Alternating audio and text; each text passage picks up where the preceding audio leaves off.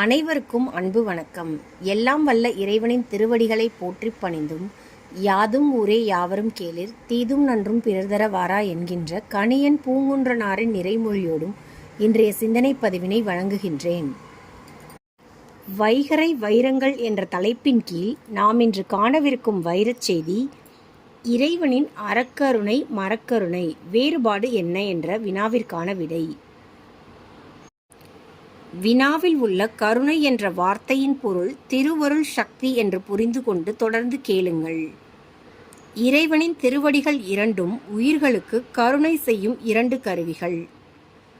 இறைவனின் இரண்டு திருவடிகளில் ஒன்று அறக்கருணையை அளித்து உயிர்களை அரவணைக்கின்றது, மற்றொன்று மரக்கருணையை அளித்து உயிர்களை அரவணைக்கின்றது. அறக்கருணை எனப்படுவது அறத்தின் வழி உண்மை இயல்பில் வாழும் உயிர்களை அரவணைக்கும் கருணை.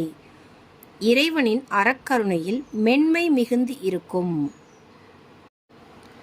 மரக்கருணை எனப்படுவது அறமீறல் செய்வோரை இயல்பில் இருந்து விலகி வாழும் உயிர்களை அரவணைக்கும் கருணை.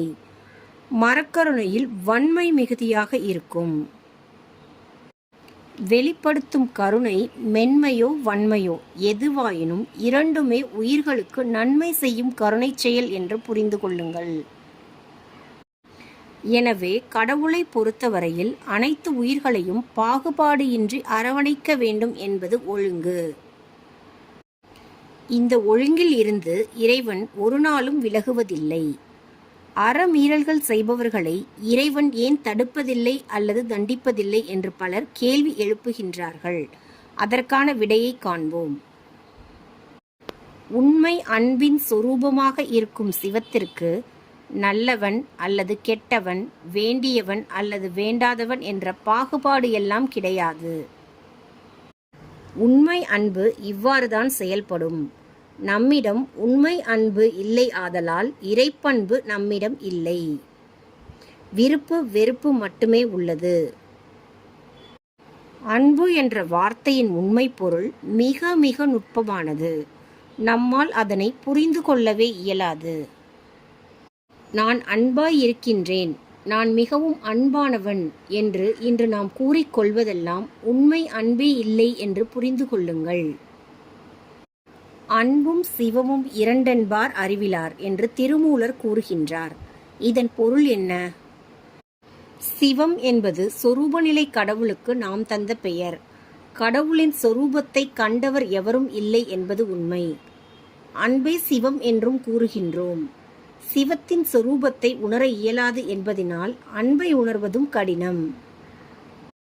இந்த உண்மையை உணராதவர்கள்தான் அன்பும் சிவமும் இரண்டும் தனித்தனி பொருட்கள் என்று கூறுவார்கள். இப்படி கூறுபவர்கள் அறிவிலார் என்று திருமூலர் கூறுகின்றார். அன்பே உருவான சிவத்தின் மென்மையான அறக்கருணையும் அரவணைப்பும் வேண்டுவோர் அறத்தின் வழி இயல்பில் வாழுங்கள். வாழ்க்கை பயணம் எளிதாகவும் இன்பமாகவும் இருக்கும் என்று கூறி இன்றைய நாள் பதிவினை நிறைவு செய்கின்றேன். எல்லா உயிர்களும் இன்புற்றிருக்க நினைப்பதுவே அல்லாமல் வேறொன்றறியேன் பராபரமே என்கின்ற தாயுமான சுவாமிகளின் நிறைமொழியோடு இன்றைய நாள் பதிவினை நிறைவு செய்கின்றேன். அனைவருக்கும் நன்றி, வணக்கம். வாழ்க வளத்துடன்.